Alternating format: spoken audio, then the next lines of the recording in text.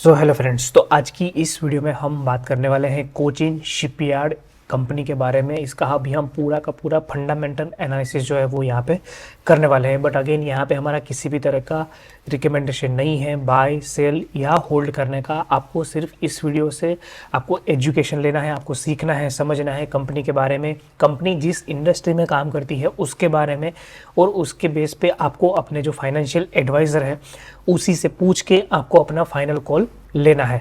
तो आइए चालू करते हैं हमारा ये जो एनालिसिस हम करने वाले हैं, फंडामेंटल एनालिसिस कोचिन शिपयार्ड के बारे में, जो एक डिफेंस सेक्टर के अंदर काम करती है। तो आइए स्टार्ट करते हैं। तो सबसे पहले तो जिस सेक्टर में, जिस इंडस्ट्री में कंपनी काम करती है उसका हम थोड़ा ओवरव्यू यहाँ पे हम लेते हैं। तो फॉर एग्जांपल अगर हम इंडिया के डिफेंस इंडस्ट्री के बारे में अगर हम यहाँ पे बात करते हैं तो यहाँ पे हम देख सकते हैं कि जो डिफेंस प्रोडक्शन जो इंडिया में बन रहा है तो वो समवेयर अराउंड जो अभी 25 यूएस बिलियन जितना हो सकता है। और ये थोड़ा बहुत एस्टिमेटेड भी है क्योंकि अभी तक फाइनेंशियल ईयर जो 2024 का जो है वो अभी कंप्लीट नहीं हुआ है। तो ये एक अच्छा साइन है, मतलब 15 से 25 तक अभी तक जो है वो नंबर पहुंच चुका है। फिर अगर हम देखें तो अगर डिफेंस मतलब जो डिफेंस प्रोडक्शन होता है इंडिया में, वो अगर हम सेक्टर के हिसाब से अगर हम देखें तो किस तरह का उसका सेग्रीगेशन है। तो यहाँ पे जैसे हम देख सकते हैं तो क्लोज टू 75 या तो ऑलमोस्ट 80% जितना जो है वो पीएसयू प्लस जेवी मतलब जॉइंट वेंचर्स अदर कंपनीज के साथ करके यहाँ पे जो डिफेंस का प्रोडक्शन है वो इंडिया में चल रहा है। तो जैसे हम यहाँ पे देख सकते हैं कि क्लोज टू 21% जितना डिफेंस का जो मैन्युफैक्चरिंग है, प्रोडक्शन है, वो प्राइवेट कंपनीज मतलब प्राइवेट प्लेयर्स जो रहते हैं उनके पास से आता है। तो ये हो गया एक थोड़ा सा हमारा डिफेंस का इंडस्ट्री का ओवरव्यू। प्लस अगर हम देखें कि लेट से कि अभी से मतलब लेट से अभी 2024 मतलब ये जो रिसर्च यहाँ पे आप देख रहे हो जियोन मार्केट रिसर्च वाला, तो वो 2023 से वहाँ पे डेटा दिया है कि जब 27 बिलियन के आसपास जब हमारा प्रोडक्शन था डिफेंस का इंडिया का, या तो हम ऐसा बोल सकते हैं कि जो एरोस्पेस एंड डिफेंस की जो मार्केट साइज थी उसकी जब यहाँ पे हम बात कर रहे हैं। तो बट अगर हम एस्टिमेट अगर लेना चाहते हैं तो इस मार्केट रिसर्च के हिसाब से हम ऐसा बोल सकते हैं कि समवेयर अराउंड 48.5 बिलियन जितना ये जो इंडस्ट्री की जो साइज है एरोस्पेस एंड डिफेंस का वो बाय 2032 तक हो सकता है। और इसको हम अप्रोक्सीमेटली 7% का जो CAGR टर्म्स है वो हम मान सकते हैं। तो एक अच्छा खासा इंडस्ट्री लेवल पे भी ग्रोथ है, मतलब ऐसा नहीं है कि बिल्कुल ही ग्रोथ नहीं है, तो बहुत ही कम है। मतलब 7% के हिसाब से पूरी इंडस्ट्री जो है वो ग्रो करेगी। तो अगर 7% के हिसाब से अगर पूरी इंडस्ट्री ग्रो करती है तो वहाँ पे जो प्लेयर्स है वो थोड़ा ज़्यादा तेज़ गति से ग्रो कर सकते हैं। तो ये हो गया ओवरऑल जो इंडिया की डिफेंस इंडस्ट्री है उसके बारे में। फिर अगर हम यहाँ पे अगर कोचिन शिपयार्ड जो कोर बिजनेस जो है अगर हम उसके बारे में अगर हम ओवरव्यू लेते हैं तो यहाँ पे मल्टीपल पॉइंट्स है। तो आइए स्टार्ट करते हैं। तो पहला पॉइंट तो ये है कि कंपनी जो है वो मोर देन 5 डिकेड्स का उसका एग्जिस्टेंस हो चुका है। मतलब अराउंड 1972 में कंपनी इनकॉर्पोरेट हुई थी एज ए PSU, और तब से लेके अभी तक वो PSU है। मतलब अभी आई थिंक उसका IPO जो था 2016 या 17 के आसपास उसका IPO आया था। उससे पहले कंपनी की जो ओनरशिप थी वो कम्प्लीटली गवर्नमेंट के पास थी। तो अभी कुछ समवेयर अराउंड 74 या 75 जितना परसेंट जितना जो स्टेक है वो भी गवर्नमेंट के पास है, और बाकी का FIIs, DIS और रिटेल पब्लिक के पास भी इसका एग्जिस्टेंस है। पर यहाँ पे मेन जो पॉइंट है कि कंपनी जो है वो मोर देन 50 ईयर्स मतलब वो अभी एग्जिस्टेंस में है, चालू है, कंपनी काम कर रही है। इसका मतलब क्या है कि कंपनी ने अक्रॉस मतलब ऑलमोस्ट मतलब 5 डिकेड अगर हम गिनते हैं तो यहाँ पे क्लोज टू मतलब बहुत सारी साइकिल जो है वो उन्होंने देखी होगी। मतलब उतार चढ़ाव जो इन्होंने है वो अपने बिजनेस के अंदर देखा है। मतलब ऐसा नहीं है कि लेट से अगर कोई साइकिल आती है, डाउन साइकिल आती है या अप साइकिल आती है, तो उस टाइम पे वो कुछ गलतियाँ करेंगे। मतलब ये यहाँ पे ये एक इसका प्लस पॉइंट है कि जो कंपनी का जो मैनेजमेंट है वो भी एक्सपीरियंस है, और इसी की वजह से कंपनी में लेट से अगर इंडस्ट्री लेवल पे अगर कुछ भी होता है तो वहाँ पे कंपनी जो है वो प्रिपेयर्ड है। मतलब उस साइकिल को अप साइकिल हो या डाउन साइकिल हो, what ever way it is, तो ये एक बेनिफिशियल है कंपनी को लेके। फिर नेक्स्ट अगर हम देखें तो ये जो है वो ओनली शिपयार्ड है जो कंपनी के पास है। मतलब कोचिन शिपयार्ड जो है वही एक लौती कंपनी है पूरे इंडिया में जिसके पास शिपयार्ड है। तो ये एक अगेन काइंड ऑफ एक मोनोपोलिस्टिक जैसा नेचर हमें यहाँ पे दिख रहा है। फिर तीसरा पॉइंट अगर हम देखें तो मतलब कोचिन शिपयार्ड की वजह से इंडिया मतलब हमारी कंट्री को मतलब जो पूरे वर्ल्ड में जहाँ पे ओवरऑल 8 कंट्री ही ऐसी है कि जो खुद अपना जो एयरक्राफ्ट कैरियर है वो बना सकती है। तो ये एक प्राउड की बात है हमारी कंट्री के लिए। फिर नेक्स्ट अगर हम देखें तो यहाँ पे कंपनी का जो बिजनेस है वहाँ पे 72% जितना जो रेवेन्यू है वो शिप बिल्डिंग से आता है और 28% जितना जो रेवेन्यू है वो है शिप रिपेयरिंग से आता है। तो यहाँ पे कंपनी के पास हम देख सकते हैं कि दो मेन वर्टिकल्स है कि जहाँ से कंपनी अपना रेवेन्यू जनरेट करती है। एक हो गया शिप बिल्डिंग, दूसरा हो गया शिप का रिपेयरिंग। और यहाँ पे हमें एक पॉइंट और भी नोट करने वाला है कि जहाँ पे ये रिपेयरिंग वाला बिजनेस है कि जहाँ पे शिप्स जो है वो रिपेयरिंग करने के लिए आती है या तो मेंटेनेंस के लिए आती है, ये जो बिजनेस है वो शिप बिल्डिंग का जो बिजनेस है उसके कंपैरिजन में हाई प्रॉफिटेबल वाला है, प्लस उसका मार्जिन जो है वो भी कंपैरेटिवली ज़्यादा है। ये पॉइंट आप अभी दिमाग में रखें क्योंकि अभी हम नेक्स्ट स्लाइड जब हम डिस्कस करेंगे तो वहाँ पे भी ये एक पॉइंट हम वहाँ पे वापस से नोट करेंगे। फिर नेक्स्ट है कि अभी तक मतलब कोचिन शिपयार्ड ने अभी तक जब से वो एग्जिस्टेंस में है तब से लेकर अभी तक 47 वेसल्स मतलब आप ऐसा मान लो कि शिप्स, जब भी यहाँ पे आप देखते हो वेसल्स मतलब कि हम शिप की बात कर रहे हैं, तो यहाँ पे क्लोज टू उन्होंने मतलब according to the latest annual report उन्होंने 47 जितनी शिप्स जो है वो अभी तक इंडिया में मैन्युफैक्चर किया और उसको बाकी की जो कंट्रीज है वहाँ पे उन्होंने एक्सपोर्ट किया है। और यहाँ पे कंपनी का जो एक्सपोर्ट बिजनेस है वो भी अच्छा खासा है, मतलब वहाँ पे नॉर्वे है, सऊदी अरेबिया हो गया, फिर दुबई है, ऐसी मतलब यूएई, ऐसी कंट्रीज के साथ भी कंपनी जो है वो अपना बिजनेस करती है शिप्स वाला। फिर नेक्स्ट अगर हम देखें तो यहाँ पे ये हमें ये चीज़ दिखाता है कि कंपनी जो है वो काइंड ऑफ एन इनोवेटिव है। मतलब ऐसा नहीं है कि कंपनी जो अभी मार्केट में जो चीज़ चल रही है या तो जो बहुत सालों से जो लीगेसी चीज़ें जो चल रही है मार्केट में वही वो लोग मैन्युफैक्चरिंग करते हैं या तो वही चीज़ें वो सपोर्ट करते हैं, ऐसा नहीं है। यहाँ पे कंपनी ग्रीन वेसल्स मतलब अगेन ग्रीन वेसल्स मतलब कि शिप्स की जो हाइड्रोजन पावर हो या मतलब ऐसी जो नई टेक्नोलॉजीज अभी मार्केट में आ रही है जो ग्रीन फ्यूल के ऊपर काम करती हो, ऐसी शिप्स पे भी वो लोग अभी काम कर रहे हैं और प्रोबेबली आई थिंक 1 या 2 साल में वो लोग ये जो ग्रीन शिप्स जो है उसको वो डिलीवर भी करेंगे अपने क्लाइंट्स को। और प्रोबेबली हमारे इंडिया को भी जो हमारा जो मेन कंपनी का जो मेन कस्टमर है वो हमारा है इंडिया। तो इस तरह से कंपनी जो है वो इनोवेटिव भी है।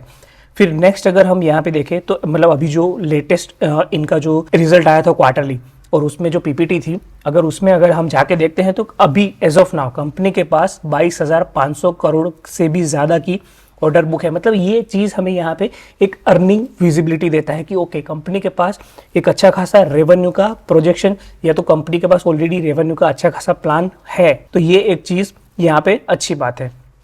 फिर नेक्स्ट अगर हम देखें तो अगर हम ओवरऑल बिजनेस देखते हैं तो कंपनी जो है वो only and only ship building and ship repairing मतलब ये दो ही मेन उसके प्राइमरी वर्टिकल्स है। तो यहाँ पे ये जो दोनों बिजनेस है ना वो ऐसे है कि जो सिक्लिकल टाइप है। मतलब ये ऐसा नहीं है कि continuously kind of secular type जिसको हम बोल सकते हैं वैसा ये वाला ये बिजनेस नहीं है, ये सिक्लिकल बिजनेस है। और प्लस यहाँ पे एक और चीज़ भी है कि यहाँ पे जो मेन कस्टमर है कंपनी का वो है गवर्नमेंट। तो ये गवर्नमेंट के ऊपर भी बहुत ज़्यादा डिपेंडेंट है।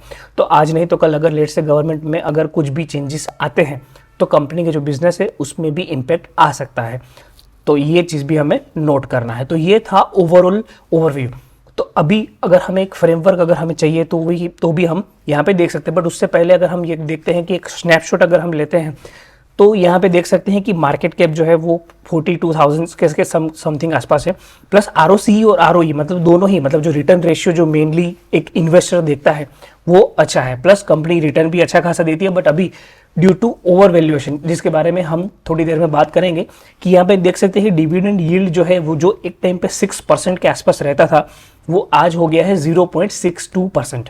तो ये भी बहुत कम है। डेट टू इक्विटी बहुत ही कंट्रोलेबल है, सेल्स ग्रोथ जो है बहुत ही कम है अगर हम देखें तो according to the valuation that this company is getting, plus PEG ratio इसकी वजह से ज़्यादा है, बहुत ही ज़्यादा है मतलब 4.16। प्रमोटर होल्डिंग अच्छा खासा है। फिर अगर हम देखें यहाँ पे जो मेन चीज़ है कि कंपनी का जो cash flow from operating activity है वो भी नेगेटिव है, which is not a good thing. दूसरा दो मैट्रिक्स मतलब जैसे बहुत सारे एक्सपर्ट की भी अगर आप राय लेते हो तो प्राइस टू सेल्स और प्राइस टू बुक अगर हम देखते हैं तो यहाँ पे प्राइस टू सेल्स मतलब क्लोज टू 10.2 टाइम्स जितना अभी चल रहा है और प्राइस टू बुक जो है वो 7.81। अब प्राइस टू सेल्स मतलब एक टाइम पे कोचिन शिपयार्ड जो था वो समवेयर अराउंड उसका जो बुक उसका जो सेल्स था उससे भी कम, मतलब price to sales was less than 1 at one point of time. तो यहाँ से मतलब जहाँ से एक मतलब प्राइस टू सेल्स 1 से भी कम था वहाँ से लेके अभी 10.2 आ गया और वो भी आफ्टर 50 क्लोज टू 50% करेक्शन। तो ये एक चीज़ हमें नोटिस करना है यहाँ पे। फिर एंटरप्राइज वैल्यू जैसे आप देख सकते हो तो वो है 38,981 which is less than market cap, which means कि अगर हम डेट को भी अगर कंसिडर करते हैं और कंपनी के पास जो कैश ऑन बैलेंस शीट है अगर वो सारी चीज़ें अगर हम यहाँ पे कंसिडर करते हैं तो एक्चुअली में कंपनी का जो एंटरप्राइज वैल्यू है वो मार्केट कैप से कम है, which is a good thing.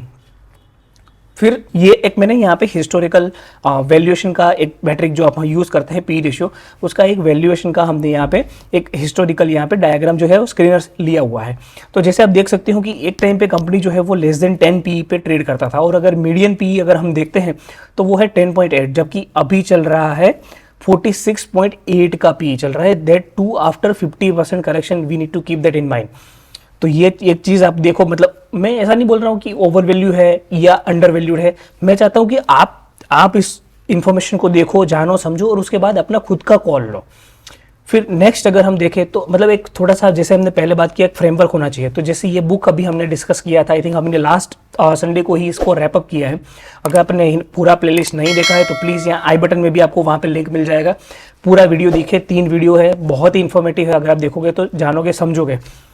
तो अगर हम ये जो बुक का जो एक फ्रेमवर्क जो हार्वर्ड मार्क्स ने हमें दिया था, अगर उसको हमें इस कंपनी के सेक्टर में अगर लेट्स से अगर मुझे अप्लाई करना है तो मैं कैसे करूँगा। तो सबसे पहले है कि अंडरस्टैंड दी सेक्टर, मतलब आप जिस भी कंपनी में इन्वेस्ट कर रहे हो, जिस भी एसेट क्लास में इन्वेस्ट कर रहे हो, तो पहले तो वो सेक्टर हमें समझना है। तो for example in this case of Cochin shipyard, हमें पता है कि ये एक डिफेंस सेक्टर में काम करती है, शिप बिल्डिंग या शिप रिपेयरिंग वो वाला सेक्टर है। प्लस हमने ये भी नोटिस किया कि जो कोचिन शिपयार्ड जिस सेगमेंट में काम करता है वो एक सिक्लिकल बिजनेस है। मतलब यहाँ पे मैंने देखा है कि बहुत सारे ऑनलाइन बहुत ही अच्छे एक्सपर्ट है कि जिनकी मैं बहुत ही रिस्पेक्ट करता हूँ, उन लोगों ने भी ऐसा बोला है कि भाई कोचिन शिपयार्ड का जो बिजनेस है वो नॉन सिक्लिकल है, बट मैं उससे अग्री नहीं करता हूँ। कोचिन शिपयार्ड का जो बिजनेस है वो सिक्लिकल ही है, क्योंकि वहाँ पे बहुत सारी चीज़ें डिपेंड करती है। मतलब ऐसा ज़रूरी नहीं है कि सिर्फ और सिर्फ गवर्नमेंट के ऊपर डिपेंडेंट है। यहाँ पे कंपनी जो है कोचिन शिपयार्ड जो है वो बाहर के क्लाइंट्स के साथ भी काम करती है, नॉर्वे, सऊदी अरेबिया, यूएई जैसे कंट्रीज़ के साथ भी काम करती है और वहाँ से भी कंपनी का रेवेन्यू जनरेट होता है। तो लेट से अगर ग्लोबल लेवल पे अगर कुछ इश्यूज आते हैं, कुछ चैलेंजेस आते हैं, तो वहाँ पे वो जो सेक्टर है वो पूरा डाउन साइकिल में भी जा सकता है और वो साइकिल बहुत लंबी चल सकती है। तो इसीलिए हमें ये भी समझना है। तो ये था पहला पॉइंट।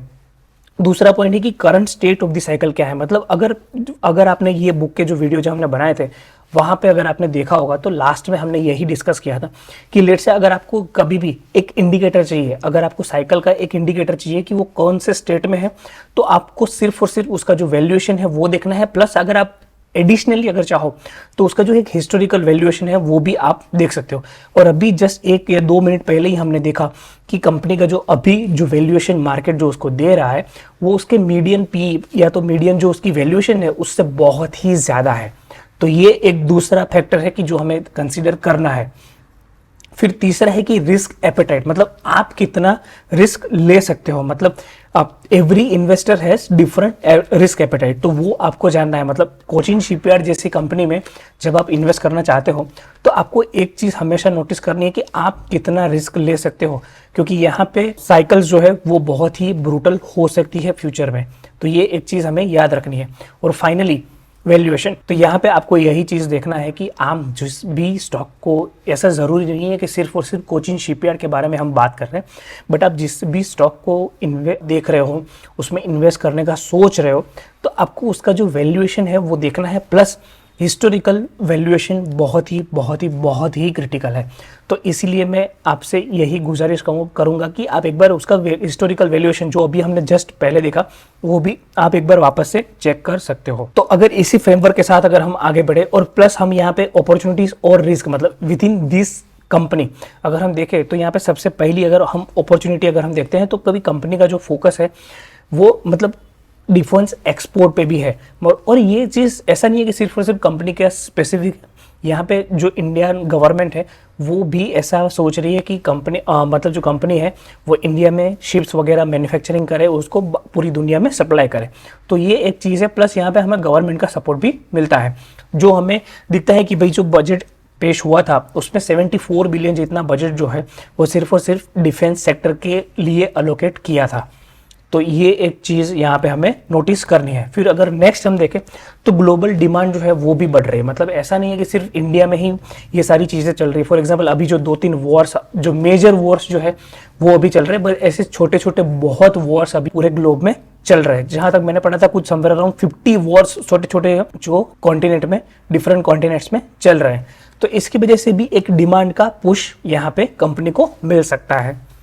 फिर नेक्स्ट अगर हम देखें, जैसे मैंने पहले बोला था कि एक शिप रिपेयर का जो बिजनेस है जहाँ से 28% जितना कंपनी को रेवेन्यू आता है, तो ये जो है ना वो रिपीट काइंड ऑफ बिजनेस है। मतलब जो सेम कस्टमर्स हैं वो रिपीट करते हैं यहाँ पे अपना जो शिप वगैरह का बिल्डिंग, जो रिपेयरिंग का या तो मेंटेनेंस का जो काम रहता है उसको। तो इसी की वजह से कंपनी को ये एक एडवांटेज मिलता है कि एक रिपीट, मतलब एक रेवेन्यू विजिबिलिटी भी यहाँ पे कंपनी को मिलती है। प्लस अगर हम यहाँ पे देखें तो कंपनी की जो मार्जिन है वो भी कंसिस्टेंट है। मतलब ऑपरेटिंग प्रॉफिट मार्जिन अगर आप जाके देखोगे स्क्रीनर पे या किसी भी वेबसाइट पे, तो वहाँ पे आपको देखने को मिलेगा कि कंपनी का जो मार्जिन है वो क्लोज टू अराउंड 20% जितने रहते हैं। थोड़े बहुत ऊपर नीचे होते हैं, बट समवेयर अराउंड 20% जितने वो मेंटेन करके चल रहे हैं फॉर द पास्ट 10 ईयर, जो डेटा अभी हम यहाँ पे देख सकते हैं। फिर नेक्स्ट है कि जब भी कंपनी किसी का भी कॉन्ट्रैक्ट लेती है शिप बनाने का या तो शिप को रिपेयर करने का, तो उस टाइम पे कंपनी को एक एडवांस पेमेंट मिलता है। मतलब अभी तो काम स्टार्ट भी नहीं हुआ है, कुछ भी नहीं हुआ है, उससे पहले कंपनी के पास एक एडवांस पेमेंट आ जाता है, which is a very very good thing for the companies financial health. तो ये चीज़ हम, अगर आप स्क्रीनर पे जाओगे तो वहाँ पे भी आप देख सकते हो कि जो वर्किंग कैपिटल डेज है वो भी नेगेटिव में है, which is a very very good thing for the company. और कंपनी जो है वो जो एडवांस पेमेंट आया है उसको अच्छे से अगर वो यूटिलाइज करते हैं तो उसके जो रिटर्न रेशियोज हैं वो और भी इम्प्रूव हो सकते हैं। फिर एक यहाँ पोटेंशियल है, मतलब ऐसा कहीं पे भी कंपनी ने मेंशन नहीं किया है। ऐसे मैं सोच रहा हूँ कि क्या ये चीज़ पॉसिबल है कि नहीं, और अगर आप भी कमेंट सेक्शन में बताना कि ये चीज़ पॉसिबल है कि नहीं, कि जो क्रूज बिजनेस आता है कि जहाँ पे पैसेंजर क्रूज बिजनेस जो जनरली हम रहता है, तो क्या कंपनी कोचिन शिपयार्ड जो है क्या ऐसी क्रूजेस भी बना सकती है क्या? अगर बना सकती है तो एक न्यू अपॉर्चुनिटी कंपनी के लिए खुल सकती है फ्यूचर में।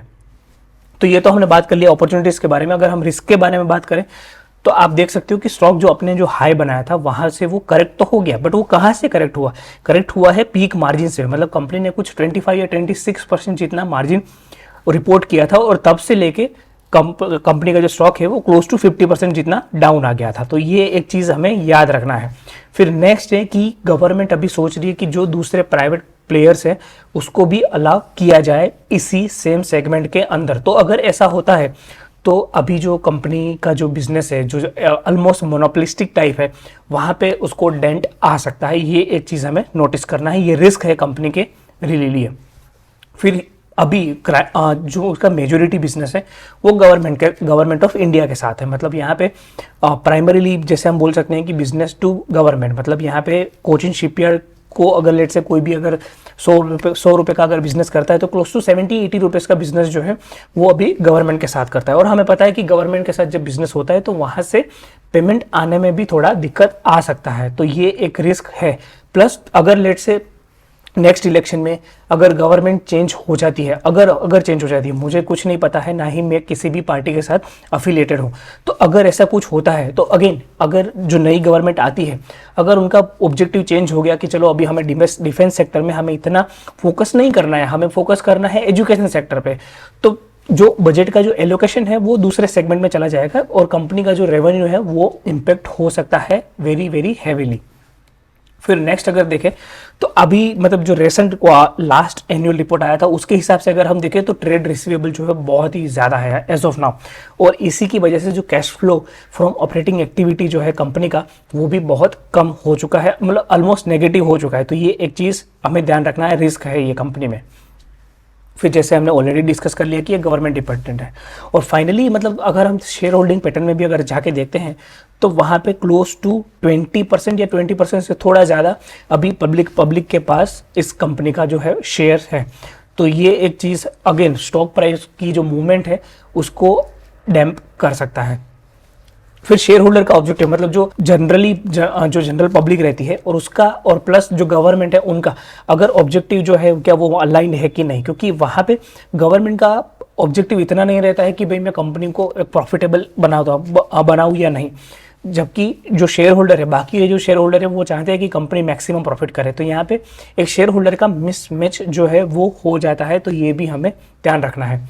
और ये जो नंबर आप देख रहे हो अगेन ये वही नंबर है कि जहाँ पे maximum number of participation from retailer यहाँ पे हमें दिख सकता है, मतलब 8 लाख, मतलब क्लोज टू 8.5 लाख रिटेलर या तो रिटेल या तो छोटे इन्वेस्टर जो है वो इस स्टॉक के अंदर अभी इन्वेस्ट करके रखे हुए हैं, which is not a good thing. मतलब अगर आप देखोगे तो कुछ 1.6 लाख के आसपास से लेके 8.41 या तो 8.5 तक यहाँ पे पहुंच चुका है, which is close to 5 times retailers यहाँ पे बढ़ चुके हैं। फिर अभी रिसेंटली हमने ये भी देखा है कि अगर मतलब वॉरेन बफेट जो है उन्होंने भी एक डिफेंस की कंपनी में इन्वेस्ट किया है, बट अगर आप जाके वहाँ पे देखोगे मतलब थोड़ा अगर आप क्लोजली उसको वॉच करोगे, जानोगे, समझोगे, तो पता चलेगा कि उन्होंने जिस कंपनी में इन्वेस्ट किया है और जितनी अमाउंट उन्होंने इन्वेस्ट की है वो उनका जो पोर्टफोलियो है ओवरऑल उसमें 1% से भी कम उसका अलोकेशन लिया है। तो ये एक चीज़ आपको ध्यान रखनी है। लेट से अगर मुझे इन्वेस्ट करना है, अगर मुझे कोचिन शिपयार्ड में अगर इन्वेस्ट करना है तो मैं क्या करूंगा, क्योंकि मैं ये जो बिजनेस है इतना डीपली, मतलब जो अभी तक हमने समझा वो एक ओवरव्यू टाइप है, बट अब क्या मैं इस बिजनेस को एकदम डीप में समझता हूँ तो नहीं समझता हूँ। तो अगर पर्सनली अगर मैं अगर आपकी जगह पे होता कि जहाँ पे मुझे इतना आइडिया नहीं आ रहा है, तो मैं क्या करता कि अभी आई थिंक मोतीलाल ओसवाल करके एक जो फंड हाउस है उन्होंने एक ETF लॉन्च किया है, तो हम एक ETF मतलब एक पूरा बास्केट है जहाँ पे एक काइंड ऑफ इंडेक्स है डिफेंस का, वहाँ पे भी हम इन्वेस्ट कर सकते हैं। अगेन मेरा कोई रिकमेंडेशन नहीं है, ना तो मैंने अभी तक कोई भी डिफेंस सेक्टर का या तो PSU सेक्टर का या तो किसी भी ETF, इस ETF मतलब डिफेंस ETF में कहीं पे भी अभी इन्वेस्ट नहीं किया है, क्योंकि मैं वेट कर रहा हूँ कि एक फेवरेबल वैल्यूएशन जब मुझे मिलेगा तभी मैं यहाँ पे इन्वेस्ट करूँगा। बट आपको अपना कॉल खुद लेना है, अपने फाइनेंशियल एडवाइज़र के साथ बैठ के आपको जानना है, पूरा समझना है। ये वीडियो जो था वो पूरा का पूरा एक एजुकेशन पर्पस के लिए मैंने यहाँ पे आपके लिए रखा था। आई होप कि वीडियो आपको इन्फॉर्मेटिव लगा होगा, और लगा है तो प्लीज़ वीडियो को लाइक कर दीजिएगा, चैनल को सब्सक्राइब कर दीजिएगा, और अगर कोई भी क्वेरी है, क्वेश्चन है तो प्लीज़ उसको कमेंट सेक्शन में डाल दीजिएगा। Thank you.